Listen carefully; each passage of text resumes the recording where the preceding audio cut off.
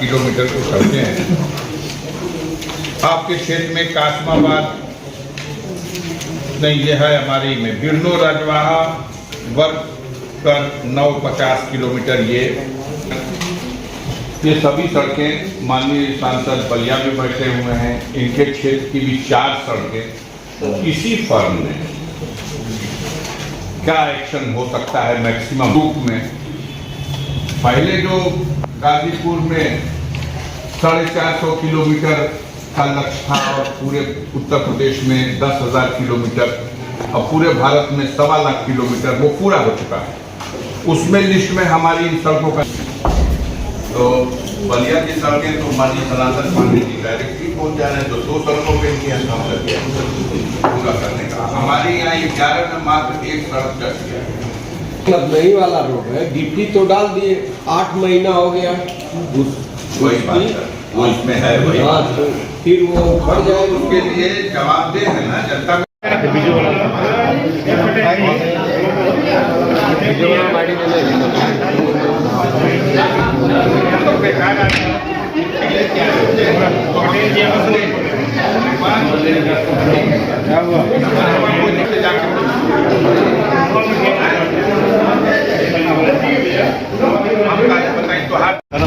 धर्मदेव उधर मुंडन इतने परिकार इतना हड़काया लोगों ने।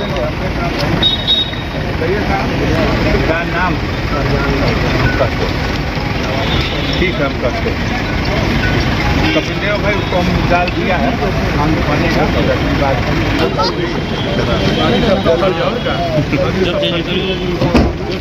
बहुत नतीजे हैं, उन नतीजों को लेकर क्या कहेंगे? देखिए, उत्तर प्रदेश का जहाँ तक सवाल है वो बहुत पहले से ऐसा आभास हो रहा था। जिस तरह से चुनाव को और चुनाव आयोग की मिली भगत से यहाँ के प्रशासन और सरकार के लोगों ने पुलिस फोर्स के सहारे बहुत से दृश्य दिखाए गए जो आज तक ऐसे कभी नहीं देखा गया कि पिस्तौल निकाल के दरोगा मतदाताओं को दौड़ाता फिरे, और ऐसा हुआ। महाराष्ट्र का जहाँ तक चुनाव है, महाराष्ट्र में मैं उम्मीद करता हूँ कि हमारी 2 सीटें समाजवादी पार्टी की पिछले लोकसभा के चुनाव में भी आ गई थी। विधानसभा के चुनाव में 2 सीटों पे जीत हासिल हुई थी। हमें उम्मीद है कि एक भिमंडी की जो पूर्वी सीट है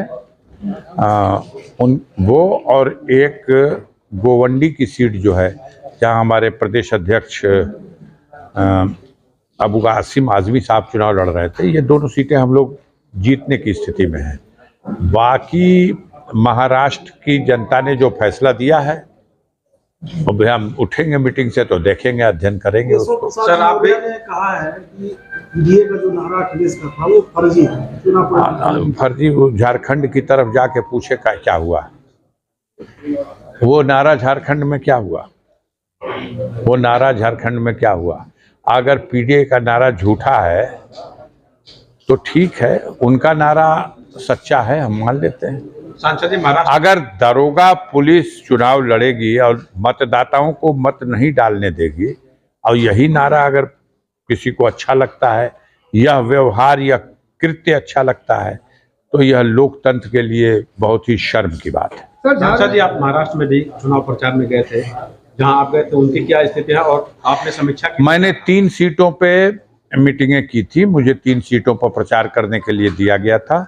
मैंने अब भी कहा आपसे कि 3 में 2 सीटें हम उम्मीद करते हैं कि हम लोग जीतेंगे।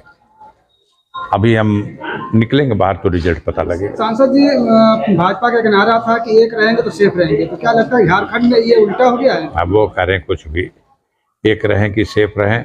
उस बेचारे को जेल में डाल दिया, उस मुख्यमंत्री को, उसकी सरकार गिराने की कोशिश की गई खरीद फरोख्त के माध्यम से। उसके बाद जमानत पर बाहर निकल गया, अभी वो चुनाव लड़ रहा। इस दौरान उसकी पार्टी को भी तोड़ा गया और उसके बाद फिर उसके ऊपर सीबीआई और तमाम ईडी और इनकम टैक्स सब के सब लगा दिए गए।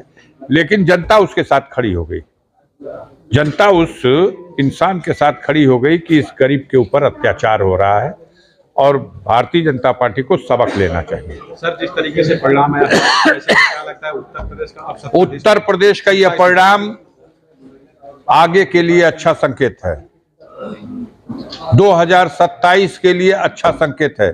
मैं दावे के साथ कहता हूं कि अब हम लोग इस तरह के बेईमानों से लड़ने के लिए भी तैयारी करेंगे और 2027 में आप देखिएगा ये उत्तर प्रदेश में जो दृश्य दिखाई दिया है, हम इसके लिए तैयार नहीं थे, अब इसकी भी तैयारी करेंगे।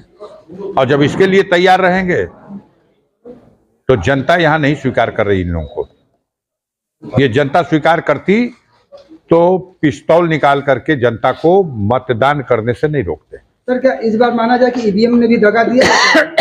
अभी हम समीक्षा उठेंगे, मीटिंग से पढ़ेंगे, देखेंगे, मालूम करेंगे। चुनाव आयोग ही मिला हुआ है। ठीक है।